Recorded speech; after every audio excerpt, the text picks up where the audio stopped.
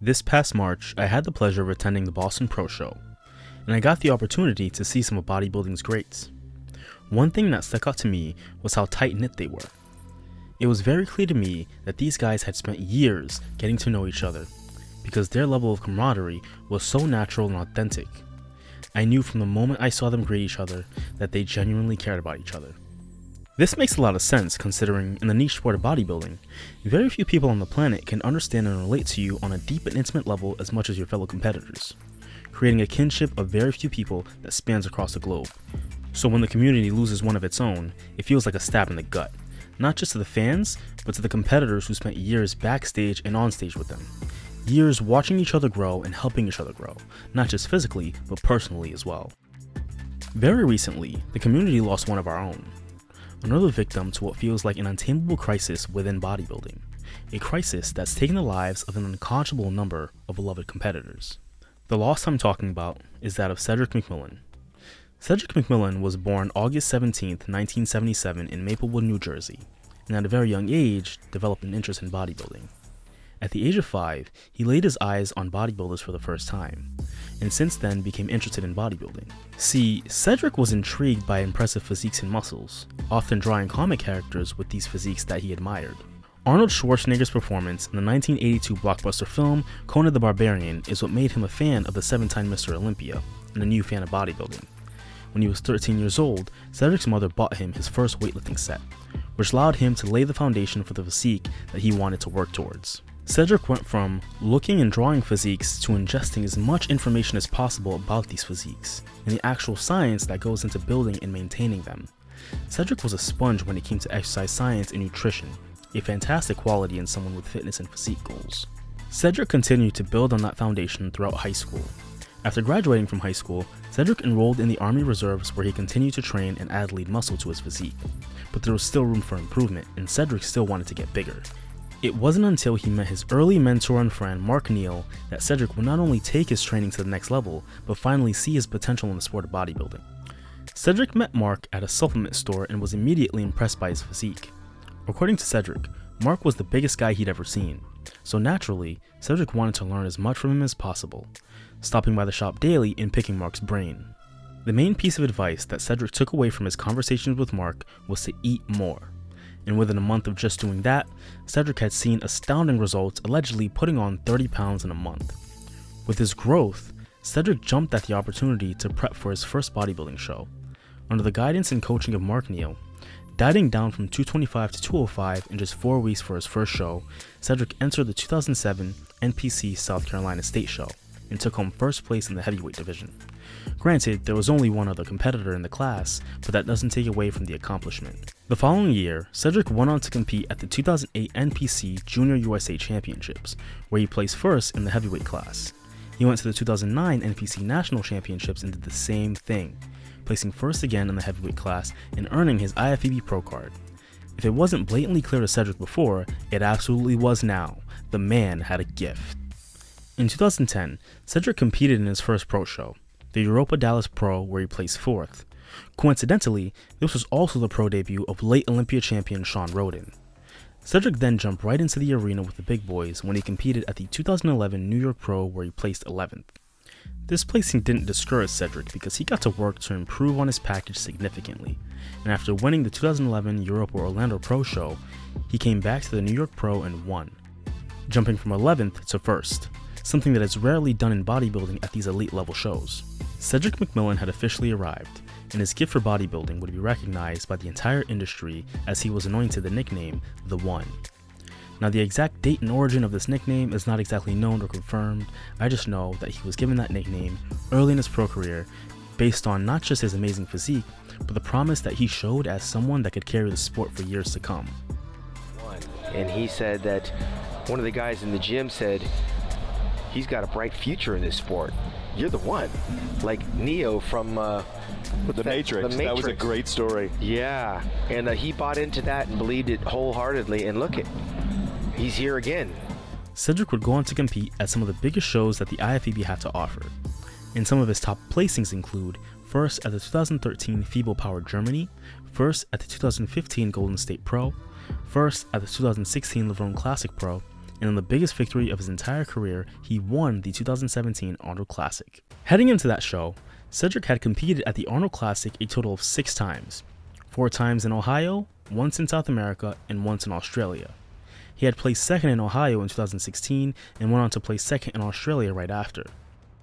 Like in every community, there are always a ton of critics, and Cedric had many. And given the nature of bodybuilding, it was inevitable that as he grew, so would the criticism of his weak points. Very few ever questioned Cedric McMillan's aesthetics, because he arguably brought aesthetics back to open bodybuilding every time he competed. Nobody questioned his size, because at 6'1", he was always one of the biggest guys on stage, weighing in at around 275 to 285, and he filled out his frame very well for a tall bodybuilder. Better than most, I would say. It was his conditioning that was the main point of emphasis among his detractors. Cedric's apparent inability to be as diced and shredded as some of his competition led many to question his work ethic and desire. Many armchair coaches concluded that Cedric's smoother look on stage directly correlated to him not dieting hard enough, which led to an ongoing narrative that he was lazy, lacked motivation, didn't want it as bad as the other guys, and was wasting his potential. These were all things that Cedric had to hear in his career up until this point, and he took that personally. Cedric's Arnold Classic package was one that gave the doubters no choice but to eat crow, because he looked phenomenal, the best he'd ever looked. He was big, his conditioning was the best it had ever been, and he held his ground in his posing, all while competing in a pretty stacked lineup of competitors. Cedric also showcased his posing prowess in the finals with a routine that was classic Cedric, slow, well choreographed, and reminiscent of the golden era. Cedric took great pride in having an aesthetic physique as a modern open bodybuilder, because that was the type of physique that he fell in love with as a kid. Bodybuilding being an art form makes it open to interpretation to the individual artist, and every artist chooses to create their art the way they see fit. And at the 2017 Arnold Classic, Cedric McMillan put on the performance of his career, and in the end would see his hand raised as the 2017 Arnold Classic champion after years of trying. What was more notable than his Arnold Classic performance though, was his touching victory speech. In a move rarely seen in bodybuilding, Cedric opted to have all of his fellow competitors stand on stage with him and cherish and share in his victory. To Cedric, the trophy and victory didn't just belong to him, it belonged to all of them. And listen, I wanted to bring these guys up here with me because I don't want this time to be about me, right? I want this time right here winning the Arnold Classic to be about us. These guys are the future. These guys are the future. And we all work our ass off to do our best to try to come up here and present, a good show for you guys. So if y'all could please just join me in a round of applause to appreciate these guys here. That Arnold Classic victory cemented Cedric's spot among the top bodybuilders in the IFBB, and as the Arnold Classic usually indicates, a top contender for the Olympia crown. After the Arnold, Cedric placed 10th at that year's Olympia, which was a bit of an anomaly in the IFBB. To find the last time an Arnold Classic winner placed outside the top 5, you would have to go back 7 years prior to 2010 when Kai Green won the 2010 Arnold Classic but finished 7th at the Olympia. The reason why Cedric placed so low after having garnered so much momentum was because of an issue that seemingly plagued him most of his career: his ability to dial it in consistently. Bodybuilding is a sport that can be consumed by the hypothetical. We often hear if this and if that. Arguably, no other bodybuilder's name has been marred with these hypothetical scenarios more than Cedric McMillan. It was almost a consensus opinion among bodybuilding fans that Cedric was not maximizing his potential. If he could just come in harder, if he could just come in tighter, if he could just come in more conditioned. These were all sentiments shared by fans in the bodybuilding community. Sentiments which can explain Cedric's low placing at the Olympia, where he objectively regressed in terms of his overall package compared to the Arnold Classic from earlier that year. These sentiments all prove the grueling and unforgiving nature of being at the top of not just bodybuilding, but any discipline. Success is harder to attain, and the margin for error or complacency is basically non-existent. It's a different level, a level whose true nature hits every bodybuilder like a speeding bus.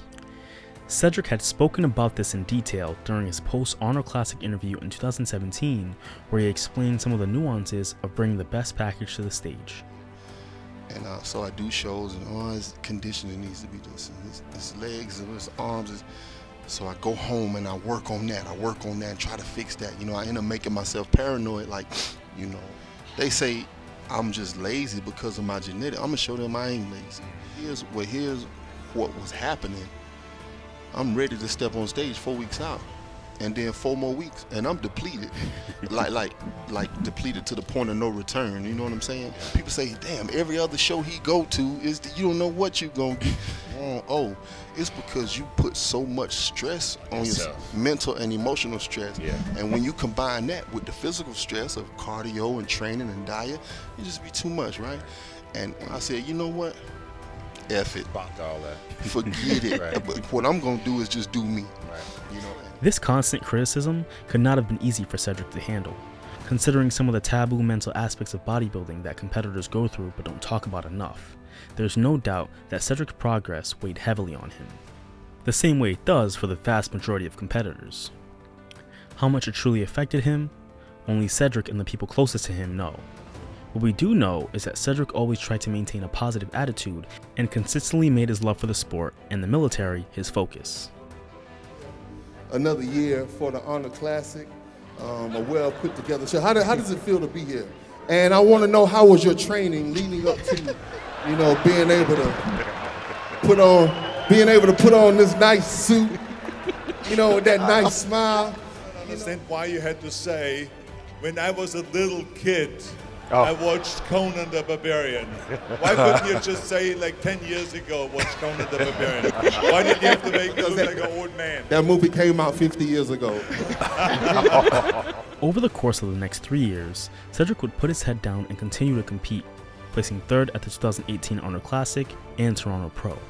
He'd improve on his Olympia placing by 1 placing, taking 9th. In his final full season as an IFBB Pro, which was 2019, Cedric fell to 4th at the Arnold Classic Ohio, but bounced back at the Arnold Classic Australia with a 2nd place finish. Cedric's military obligations made competing for shows a little more difficult for him than other competitors, so he received a special invite to the 2019 Olympia. He'd go into that Olympia with arguably his best package ever and place 7th, matching his all-time best placing at the show. Cedric McMillan would end his career on a very strong note, with back-to-back first-place finishes at the Fit Parade Hungary Pro, the Romania Muscle Fest Pro, a 2nd place finish at the Japan Pro, and in what would be his final appearance at the Arnold, Cedric placed 6th at the 2020 Arnold Classic. In October of 2020, Cedric was involved in a mountain bike accident where he suffered a broken collarbone, a broken hip, and a broken ankle. He also dislocated some fingers in the accident, which he posted on his Instagram. He also posted an update video, where he was clearly a bit loopy, but appeared to be okay for the most part.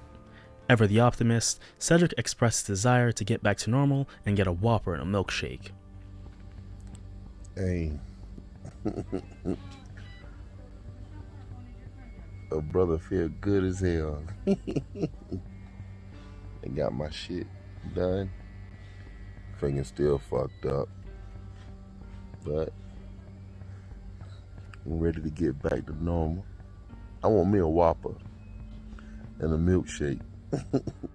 In the caption, he says, "Okay, I'm ready to go, and I gotta pee." Despite what Cedric had gone through, it was at least great to see and hear his infectious smile. Due to this accident, however, Cedric did not have enough time to recover and compete at the 2020 Olympia in December, so he set his sights on getting ready for the 2021 season. In April of 2021, Cedric began having heart issues and difficulty breathing, which he believed were lingering complications from his battle with COVID-19 the year prior in March of 2020. Cedric had initially assumed that him being in his off-season and weighing 300 pounds was a result of his difficulty breathing, but it wasn't until 3 months later, when the issues intensified, that he realized that something was wrong and went to the ER. Cedric was diagnosed with pneumonia, which was causing his heart function to decrease. Whether this was actually caused by the long-term effects of having contracted COVID has not been confirmed. While in the hospital, Cedric reportedly lost 30 pounds in 3 weeks, one of the worst case scenarios for a bodybuilder of his caliber, but that didn't matter to Cedric, as all he wanted to do was live. According to the doctors, he almost didn't make it. Yeah, because I woke up 3 days later, and they said I was on life support. They had the breathing machine, everything. They had to call my family because they thought that I was gonna die. In a morbid foreshadowing, after his interview with Generation Iron, Nick Trigilli of the Bodybuilding and Bullshit YouTube channel posted a video titled, "Cedric McMillan Will Not Survive." Hindsight is 2020, and as provocative as that title was, it was true. And this is why you need to get checked out. He ignored this for a very long time and then had to face the repercussions of ignoring it. If you're a bodybuilder, again, I'm going to reiterate, please get checked. Go to the doctor, get blood work, get your scans done. There's no reason why you should ignore something if you don't feel 100%. And don't always use the cop-out and the excuse that, oh, it's because I'm a bodybuilder. You're not special. Cedric would get back in the gym and attempt to regain some of the mass that he had lost for the upcoming Arnold. The show was fast approaching, but not only was Cedric not dieted down properly to compete in time, but his heart still wasn't healthy enough, and the doctors did not clear him to compete, so he subsequently withdrew from that competition. Ever the competitor, Cedric powered through and continued training and trying to get back to form, a process that would have him prepping the majority of the 2021 season until October, where he competed at the 2021 Legion Sports Fest. Cedric competed at the prejudging. However, in a shocking turn of events, he was not present in the finals despite being in the top 10. And another thing I wanted to address here, it was a little bit concerning that Cedric McMillan, we're going to talk about Cedric later on in this video, but apparently Cedric did not show up to the finals. They said he was in the top 10. He obviously wasn't in the top 5 here, but he didn't show up to the finals, and the reason they said, Bob Cigarillo said on the announcement that he wasn't feeling well. So I thought that was a little bit concerning that Cedric wasn't there, especially considering all the recent passings we've had in the IFBB and all these health issues that we've seen happen. In February of 2022, Cedric took to Instagram to candidly speak on his health struggles and gave an explanation as to what happened at the Legion Sports Fest just a few months prior, which apparently Cedric was discouraged from competing in by his doctors. He also talked about his inability to keep food down, which was a part of the reason why he decided to withdraw from the 2022 Arnold Classic. Even drinking water, it come back up, you know.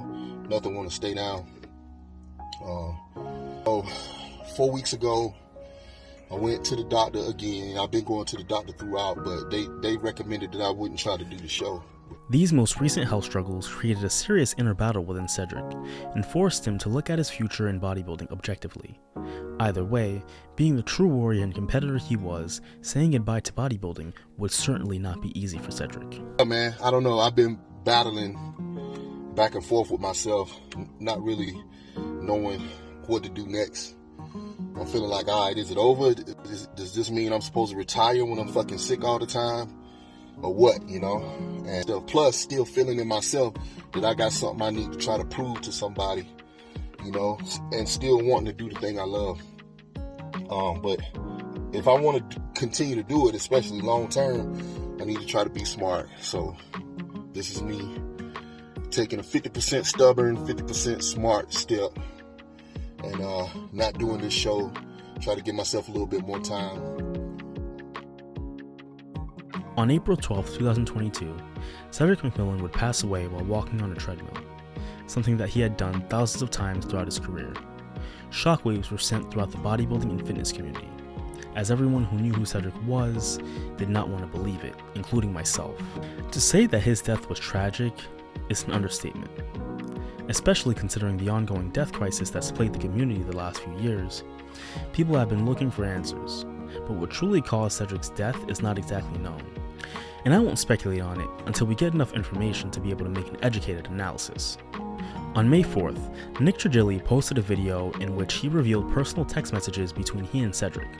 Nick only spoke on the messages he felt were appropriate to share with the general public, as a means to give people some more insight into what Cedric was truly going through. At the hospital back in July, they said I had pneumonia, and that was f***ing up my heart. I was still working out and everything, just short of breath. Then it got uncomfortable to breathe, so I went in. I had the virus back in early 2020. The docs think it could have been developing since then, and I ignored the breathing issue. I thought it was because I was big. So I was f***ed up. Cedric shared with Nick that he developed these incessant hiccups after his first hospital stay, and they lasted for over a year. Cedric would apparently need to gag himself just to stop them. And I also had hiccups nonstop for the last 2 weeks. I had to put my finger down my throat and gag myself to make them stop for 5 to 10 minutes. Cedric also revealed to Nick that the reason why he couldn't get an endoscopy done to better assess the hiccups was because the doctors felt that his heart issue presented too great of a risk to put him under anesthesia, indicating that this heart issue was more severe than anyone could have known. In one line of text, after announcing to Nick that he was pulling out of the Arnold Classic, Cedric said, "I should have chilled out 6 months after the hospital, waited till I had no issues." Earlier I mentioned that Cedric's progress weighed heavily on him, and in his last few text messages to Nick, he would express that when he said, "I've been trying so hard to prove something to people that don't matter." This sentiment is not just Cedric's, but one that is shared among competitors in all levels of the sport. In his last few weeks, Cedric was actually starting to feel a bit better, and doing everything in his power to take his health issues seriously and get them resolved. But ultimately, it was too late. Cedric wasn't just a bodybuilder and a warrior. He was a service member who was just as passionate about serving his country as he was about competing. He was an artist who shared his love and passion in front of thousands of people over a 15-year career. He found his calling at a young age and gave it everything he could until the very end. And for that, on behalf of the entire fitness community, I say we are very grateful. What do I think we can learn from the life and legacy of Cedric McMillan? Well, in your pursuit of greatness, never forget the kid in you. Never lose sight of the doe-eyed kid who had big dreams and approached everything with passion. Because it's in keeping that kid alive that'll help you keep your sights on your ultimate goal. Rest in power, Cedric McMillan. To this little kid, he 8 years old, and he at home laying on the floor in the living room watching Conan the Barbarian. And he turned around and he looked at his mama and he said, I want to be a muscle man when I grow up. And that little kid name is Cedric. Hey, I did this for you, baby. If you like this video, consider giving it a like. If you want to see more content like this, consider subscribing and hitting the notification bell so you know when I drop my next video. For those of you Cedric McMillan fans out there, bodybuilding fans out there, if you have any comments to say about Cedric, any thoughts that you have on Cedric, please leave them in the comment section and let's have a discussion. I'm Large Kofi. Thank you so much for watching.